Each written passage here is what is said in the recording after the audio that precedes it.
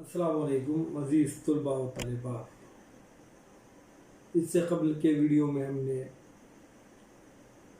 صحافت سے متعلقہ گفتگو کی ہے۔ صحافت، جرنلزم جو دو طرح کی ہوتی ہے، ایک پرنٹ میڈیا اور دوسرا الیکٹرانک میڈیا۔ پرنٹ میڈیا پر تفصیلی گفتگو پچھلے مختلف ویڈیوز میں کی گئی، اس کی تعریف سے لے کر موجودہ خط و قال پر بھی ہم نے گفتگو کی ہے۔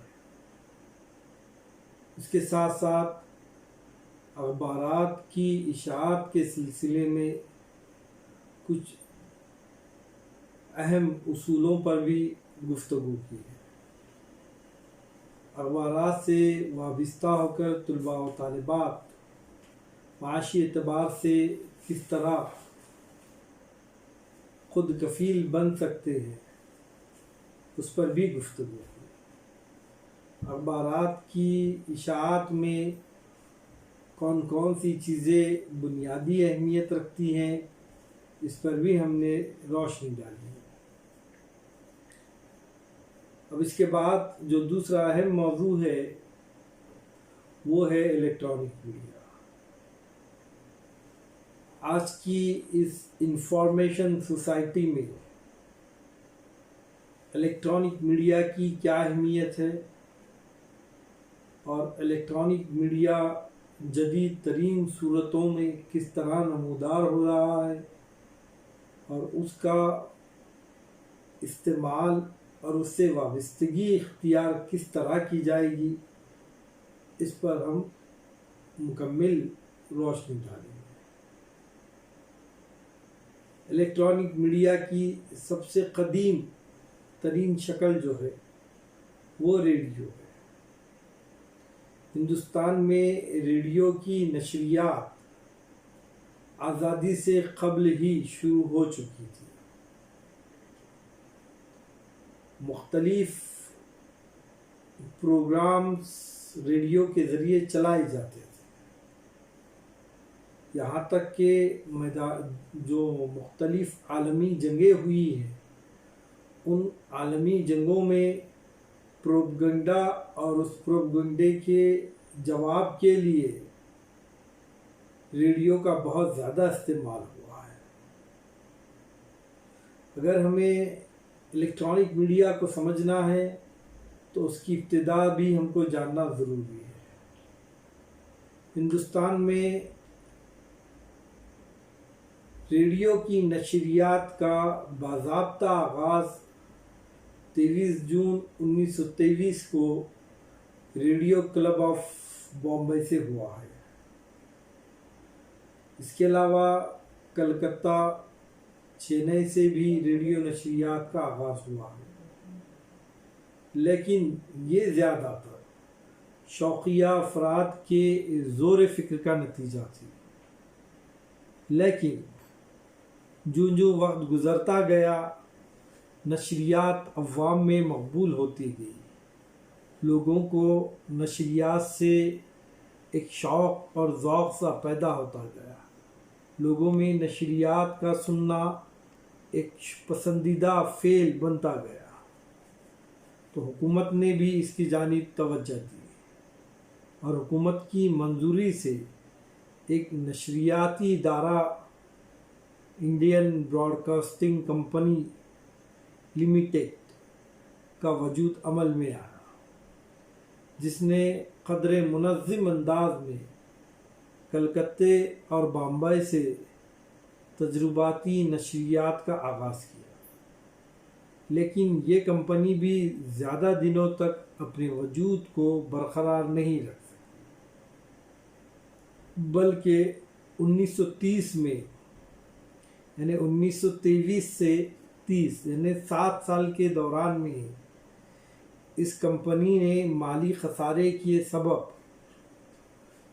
اپنے وجود کو برقرار نہیں رکھ سکا اور اسے تحلیل کر دینا پڑا، جس کے نتیجے میں 1 اپریل 1 اپریل 1930 کو Indian state broadcasting service کے نام سے ایک نیا ادارہ کنٹرولر آف براڈ کاسٹ کی نگرانی میں تشکیل دیا گیا۔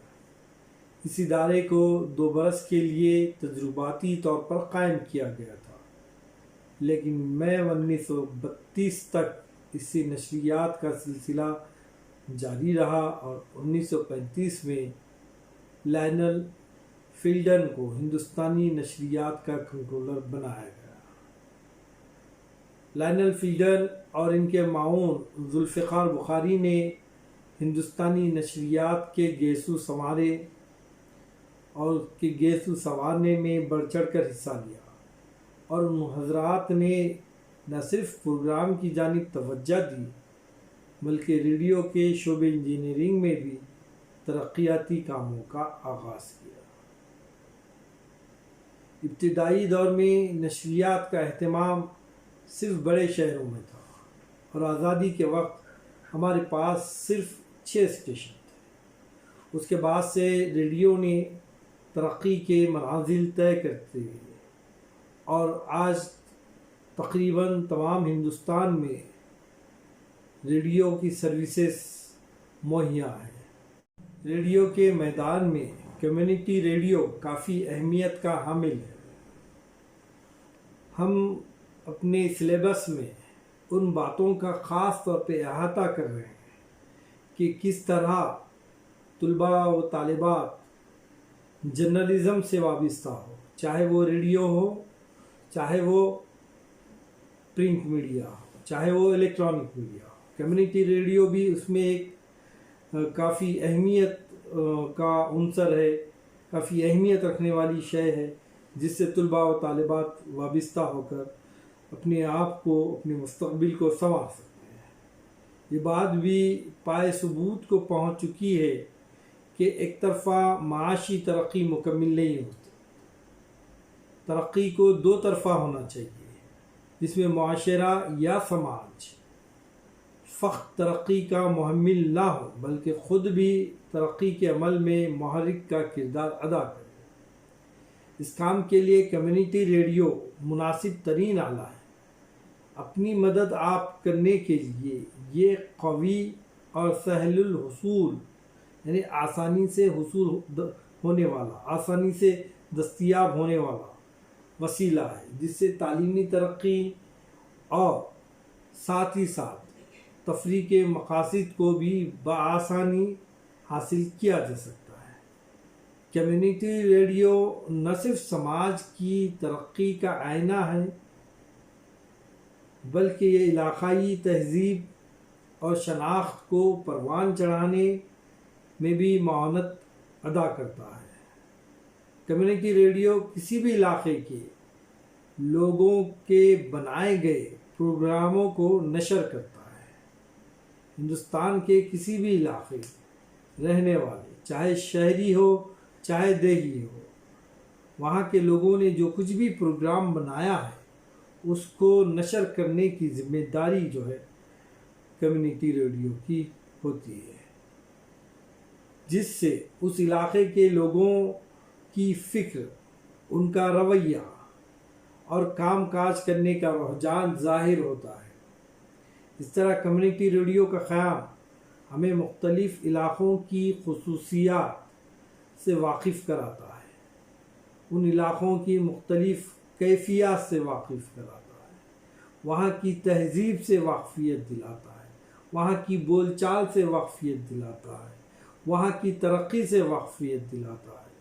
ہندوستان میں جہاں مختلف رنگ و نسل کے لوگ رہتے ہیں اور ملک کے طول و عرض میں تقریباً 200 سے زائد زبانیں اور 1600 بولیاں بولی جاتی ہیں، جہاں ہر 10 میل پر لوگوں کا لہجہ اور لباس تبدیل ہو جاتا ہے، جہاں تھوڑے تھوڑے فاصلے پر متضاد اور مختلف قدریں ایک ساتھ چلتی ہوئی دکھائی دیتی ہیں، کمیونٹی ریڈیو از بس ضروری ہے۔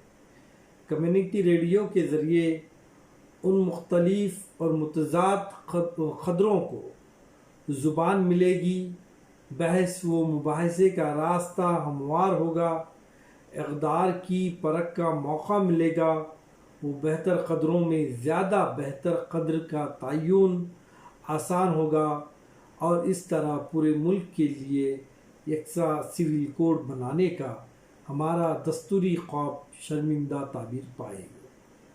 ہمارا ملک زرعی بنیادوں پر استوار ہوا ہے، نصف سے زائد آبادی آج بھی گاؤں میں رہتی ہے، جن کا اہم ذریعہ معاش کھیتی ہے۔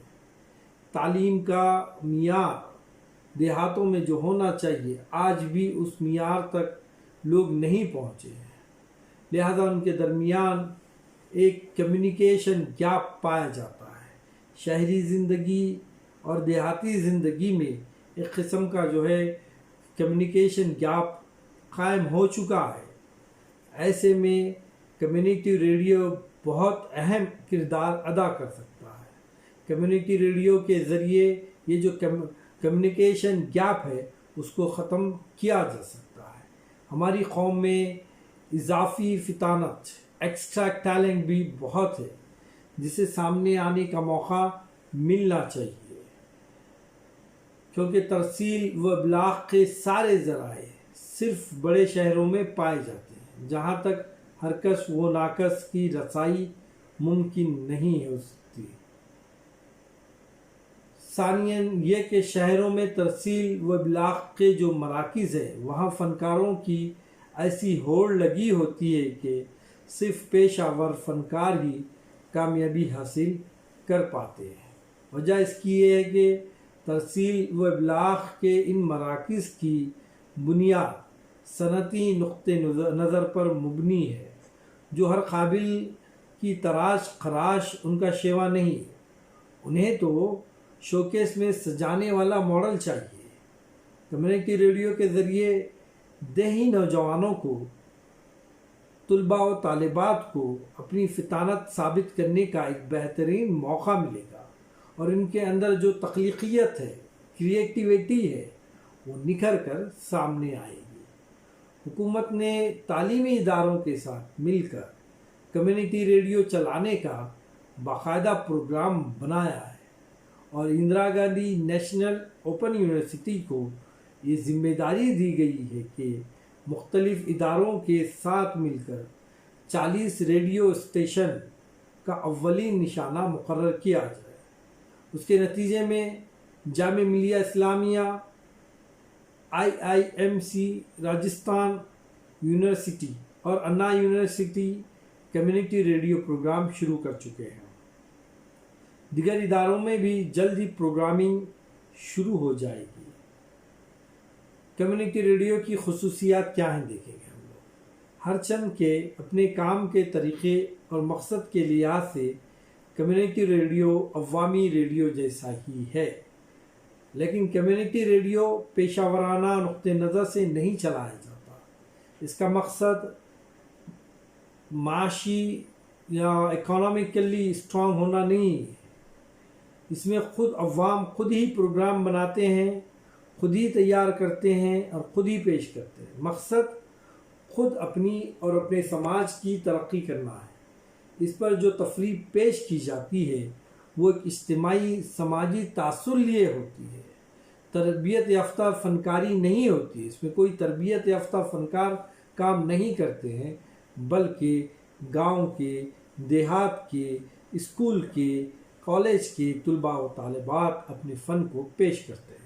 کمیونٹی ریڈیو کے فرائض میں علاقائی تشخص اور تہذیب کی نمائندگی، مختلف ذاتوں، فرقوں اور پیشوں کے لوگوں کی نمائندگی، جمہوریت کے استحکام کی کوشش، سماجی ترقی اور اچھی حکومت کے لیے کوششیں، اور نشر و اشاعت کے بازار کے لیے نئے لوگوں کو تیار کرنا شامل ہے۔ اس طرح کمیونٹی ریڈیو پر تعلیم کسی تربیت یافتہ استاد سے لیکچر سننے کی بنسبت ایک دوسرے کے تجربے سے فائدہ اٹھانے جیسی ہے۔